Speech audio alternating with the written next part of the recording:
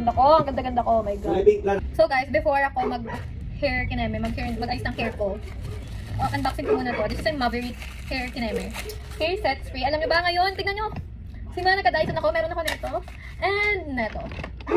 Alam niyo ba, na pinakayo kong gawin sa lahat is hair. Hairstyle, ayoko talaga nun. Kaya yung asawa ko, binilan niya ako ng Dyson para daw mabilis yung pag-ano ko ng hair. Kasi pag-ayos ko ng hair, kasi every time na nag-ayos ako ng hair, ang tagal deal. Mas matagal pa sa pag-ayos ko ng makeup. Eh, nakapag-try ako ng Dyson sa Bustans. Tapos nakita ng husband ko, natuwa. Sabi niya, ayan, may isang bilis. Magkano yan? 38,000 babe. Sabi niya, ay gagi, kaya pala, ang mahal. Sabi niya, kaya nag-ipon talaga yun. So ngayon, I have the Dyson. Kaya yan, ang dami ko ngayong hair kineme para magamit sa Dyson ng mas matagal. So, hindi ko ako na yung uunahin ko, but eto muna. So ngayon guys, gagamit ako nito. Ay, for my heat protectant. Ano ba yan?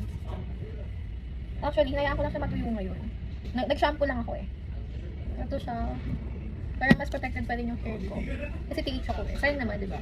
Naalaga-alagado ng nanay ko noon, tapos hahayaan ko lang masira. So yeah, let's use this. From Lux Organic also. Now guys, I'm gonna do blow. Sobrang lakas na talaga. Uy! Dyson 10! Ano ba yan? Sarap! O diba, binlower ko. Ngayon, ina-dump ko tong hair ko. Itong baba lang, not the upper. Bago ako maglagay ng hair mousse, itong baba lang naman. Okay, so medyo dump na siya. Gamit ako nito. Para pagdagdag lang ng volumizing ng curl and define hair mousse, pang dagdag ng volume. Shake na lang natin. And then, ooh, laki! Ganun pala yun, okay. Pandagdag ng volume. So, mawawala din naman yung puti na yan. Oh my God. Ang hirap talaga pag solo ka lang sa buhay. Put it here. Pandagdag ng volume sa buhay. Alam nyo, dito lang naman ako, te. Ganda, diba? Uunahin ko muna itong kalahati. Tapos, ganito pa kahaba yung hair mo. Half ko muna bago kakalahatiin ko ulit siya. Tapos, tataas ko siya ulit. Let's start.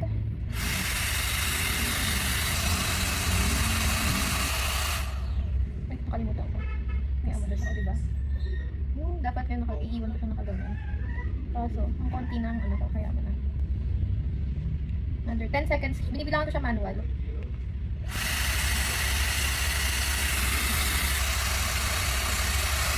Tuloy-tuloy ka na guys, wala na akong memory! Look at the curl! Wow, it's so bouncy ha? Sana magtagal. Pero kasi guys, nung blondie ako, nagtry ako ng Dyson nun sa Rustans. Nagtagal siya hanggang kinabukasan. Pero kasi ngayon, my hair is all natural na bumalik na siya. Kaya sana magtagal talaga siya. Kasi pag natural hair daw, usually kailangan madami kang gamot na ilalagay. Kaya sana magtagal siya. Pero ang kailangan ko lang naman dyan, it's yung ano, yung Victoria's Secret yung tawag dito. Gusto ko yung bounce, yung volume, yung gusto ko yung nahabol ko sa Dyson. Yung may volume siya.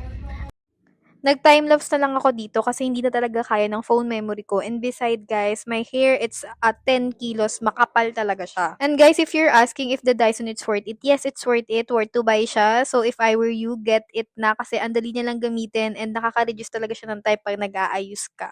Magpabudol na din kayo. Oh, ganda ba? Ang ganda ng volume! Another half time. Ang kapal ng buhok ko! Ganda ko. Ang ganda ko. Ang ganda-ganda ko. Oh my God. Tignan mo!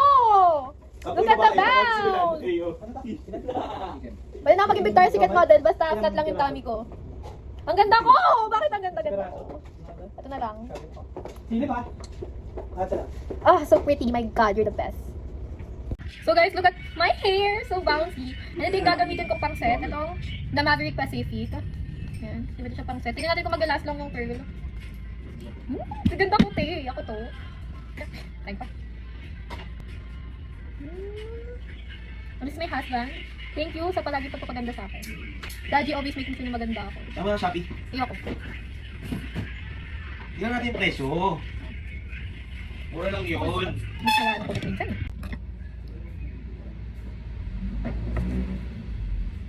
Ang ganda ko, girl. Why I'm so pretty.